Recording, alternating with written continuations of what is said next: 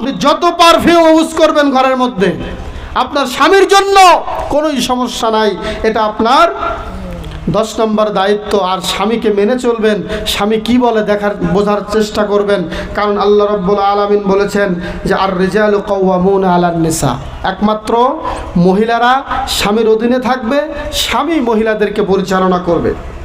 এরপরে বিশ্বনবী বলেছেন আইয়ুমা ইমরাতিন, এমন কোনো মহিলা কি নাই যেই মহিলা ইস্তাতারাত নাফসাহা, সে নিজে নিজে এমন কিছু পারফিউম ইউজ করলো, ফাবাররাত আলা কওম, এমন একটা কওমের নিকট দিয়ে সে অতিবাহিত করলো, সেই গোষ্ঠীর লোকেরা তার পারফিউমের ঘ্রাণ পেল, সাথে সাথে বিশ্বনবী অন্য হাদিসে বলেছেন তাকে জিনাকারিনীর নামে তার নামটা লেখা হয়। নাউজুবিল্লাহ। এই জন্য আপনাদের দায়িত্ব, সাজুগুজু যা আছে সব স্বামীর জন্য। একজন অবিবাহিতা কোনো নারী, কোনো বোন সেজেগুজে বাহিরে যেতে পারবেন না। যতদিন পর্যন্ত বিবাহ না হবে ততদিন পর্যন্ত একজন নারী সে হাতে মেহেদি পর্যন্ত দিতে পারবে না।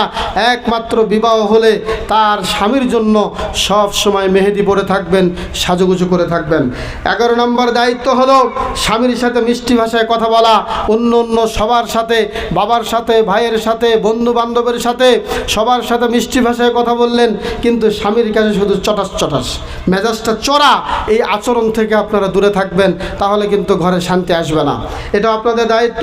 13 নম্বর একটা দায়িত্ব হলো স্বামীর সর্বাবস্থায় স্বামীর অনুগত্য করা। এটা আগেই বলে ফেলেছি, কারণ বিশ্বনবী বলেছেন লা তুকবালু, কোনো বান্দার বা কোনো ব্যক্তির লা তুকবালু ওয়ালা তুগফারু লাহুম, কোনো বান্দার ইবাদত কবুল হবে না, ওই বান্দার কোনো গুনাহ ক্ষমা হবে না।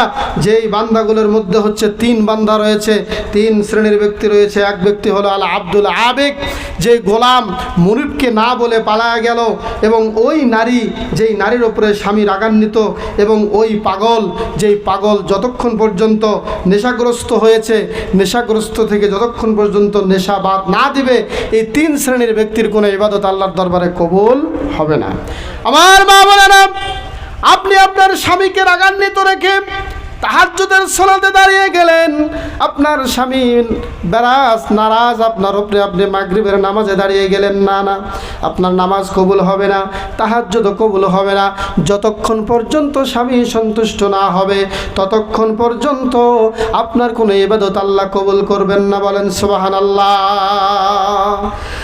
14 নম্বরে স্বামীকে সন্তুষ্ট রাখবেন, স্বামী যেন কোনো সময়ের জন্য মনে কষ্ট না পায়।